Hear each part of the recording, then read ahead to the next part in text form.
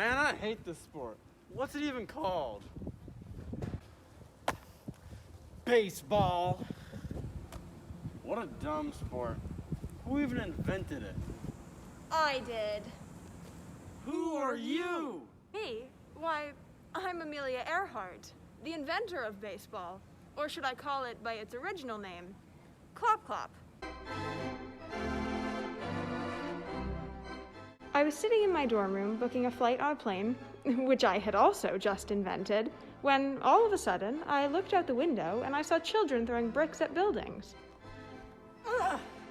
They were clearly having a brick throwing contest. Aha!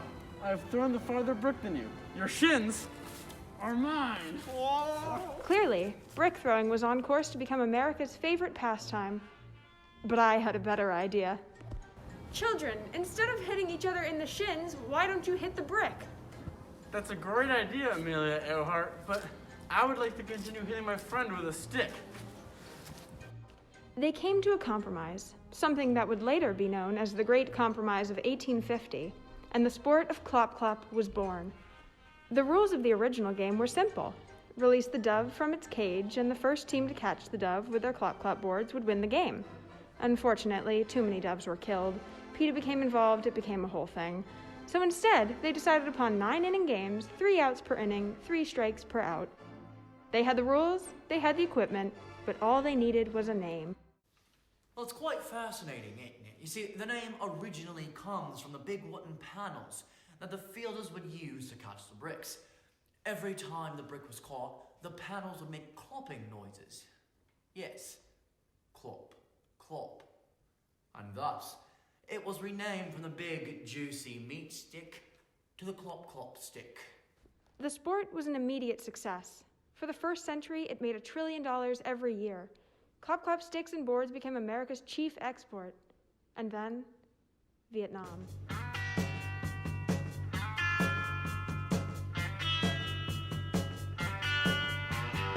Obviously, after Vietnam, they started using bats and balls and gloves. And then the 1994 Home Run Derby happened, and it was awesome. Rip to right. This is a no-doubter. Really, this sport has so many important milestones. Through conquest, the league expanded from 4 to 30 teams.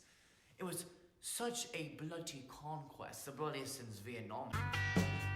In fact, that the White Sox had to move to Boston and change their name to the Bloody Sox. When I think of watershed moments in the sport's history, I think of Jackie Robinson, the first player in the history of the sport to chew gum in a game. I think of Eddie Gadel, the 3'7" player who hit the home run ball that killed JFK. This is a highly disputed topic, and contrary to popular belief, it was not the ball at all that killed JFK. No. It was the bullet. Yeah, I did it. I hit him with the ball and then I knew I had to finish the job. The sport of baseball. From humble beginnings as Clop Clop to Vietnam. I wonder what the sport has in store next for years to come.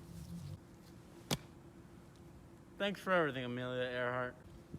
We learned so much about baseball.